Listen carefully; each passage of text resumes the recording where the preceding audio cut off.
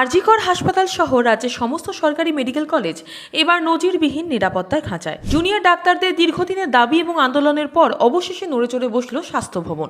আজ থেকেই রাজ্যের বড় বড় সরকারি হাসপাতালে শুরু হয়ে গেল রাজ্য পুলিশের বিশেষ অ্যাকশন। কিন্তু কি এই নতুন প্রোটোকল, কিভাবে রাতারাতি বদলে যাচ্ছে হাসপাতালগুলোর চত্বর, আর সবচেয়ে বড় প্রশ্ন, এই কড়া নিরাপত্তার ঘেরাটোপে সাধারণ রোগী এবং তাদের পরিবারের ওপর কি প্রভাব পড়তে চলেছে। গত কয়েক বছরে আমরা দেখেছি কিভাবে রাজ্যের একাধিক হাসপাতালে ডাক্তারদের ওপর হামলার ঘটনা ঘটেছে, যার জেরে বারবার কর্মবিরতি ও বিক্ষোভে সামিল হতে হয়েছে জুনিয়র ডাক্তারদের। কাজের জায়গায় ন্যূনতম নিরাপত্তা সুনিশ্চিত করার দাবিতে ডাক্তারদের এই আন্দোলন রাজ্য জুড়ে এক বড় আলোড়ন সৃষ্টি করেছিল। অবশেষে ডাক্তারদের সেই লাগাতার দাবির মুখে আজ স্বাস্থ্য ভবন এবং কলকাতা পুলিশ যৌথভাবে এক বিশাল বড় পদক্ষেপের কথা ঘোষণা করেছে।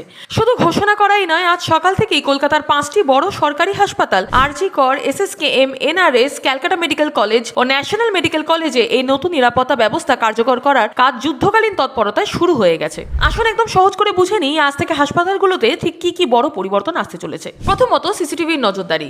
হাসপাতালে এমন কোনো কোণ আর বাদ থাকবে না যা ক্যামেরার বাইরে থাকবে। বিশেষ করে emergency ward, trauma care, ladies hostel এবং অন কল রুমের বাইরে হাই ডেফিনেশন সিসিটিভি ক্যামেরা বসানোর কাজ শুরু হয়ে গেছে। দ্বিতীয়ত, সিভিক ভলেন্টিয়ারদের উপর ভরসা না রেখে এবার সরাসরি রাজ্য পুলিশের সশস্ত্র এবং বিশেষ প্রশিক্ষণপ্রাপ্ত বাহিনীকে মোতায়েন করা হচ্ছে।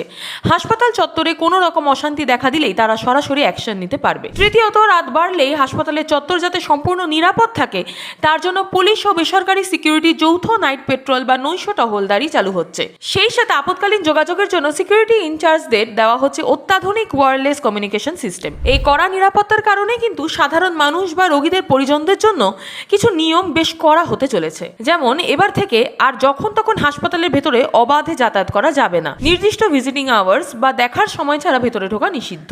রোগীর সাথে কেবল নির্দিষ্ট সংখ্যক পাসধারী আত্মীয়ই থাকতে পারবেন। সবচেয়ে বড় বদল আসছে পার্কিংয়ে। ডাক্তার এবং হাসপাতালের স্টাফদের গাড়ি ছাড়া বাইরের কোনো গাড়ি বা অ্যাম্বুলেন্সকে হাসপাতালের ভেতর অবৈধভাবে পার্ক করতে দেওয়া হবে না। এমনকি গেটের বাইরে এলাকাকেও হকার মুক্ত রাখার নির্দেশ দেওয়া হয়েছে, যাতে এমার্জেন্সি গাড়ি সহজেই যাতায়াত করতে পারে। সরকার পরিষ্কার জানিয়ে দিয়েছে, যদি কেউ হাসপাতালের সম্পত্তি ভাঙচুর করে বা ডাক্তারদের ওপর চড়াও হয় তবে তাদের বিরুদ্ধে জামিন অযোগ্য ধারায় মামলা হবে এবং মোটা টাকা জরিমানা থেকে শুরু করে জেল পর্যন্ত হতে পারে। স্বাস্থ্য ভবনের এই তৎপরতাকে স্বাগত জানিয়েছেন আন্দোলনকারী জুনিয়র ডাক্তারদের একাংশ।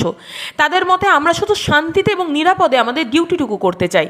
সিসিটিভি এবং পুলিশি নিরাপত্তা যদি সত্যিই খাতা কলম থেকে নেমে বাস্তবে কাজ করে তবে কোনো ডাক্তারকে আর আতঙ্কে ডিউটি করতে হবে না। তবে বিশেষজ্ঞদের মতে এই পরিকাঠামো শুধু কলকাতার 5টি হাসপাতালে সীমাবদ্ধ রাখলে চলবে না। জেলা দূর দূরান্তের মহকুমা এবং গ্রামীণ হাসপাতালগুলিতেও এই একই রকম নিরাপত্তা মডেল চালু করা অত্যন্ত জরুরি। চিকিৎসক এবং রোগী দুই পক্ষের সুরক্ষাই একটি সুস্থ সমাজ ব্যবস্থার স্তম্ভ। সরকারের এই নতুন পদক্ষেপ কি সত্যি হাসপাতালের পরিবেশ বদলাতে পারবে? কমেন্ট বক্সে অবশ্যই আপনার গুরুত্বপূর্ণ মতামত জানান। ভিডিওটি ইনফরমেটিভ মনে হলে লাইক শেয়ার করতে ভুলবেন না। দেখা হচ্ছে খুব তাড়াতাড়ি।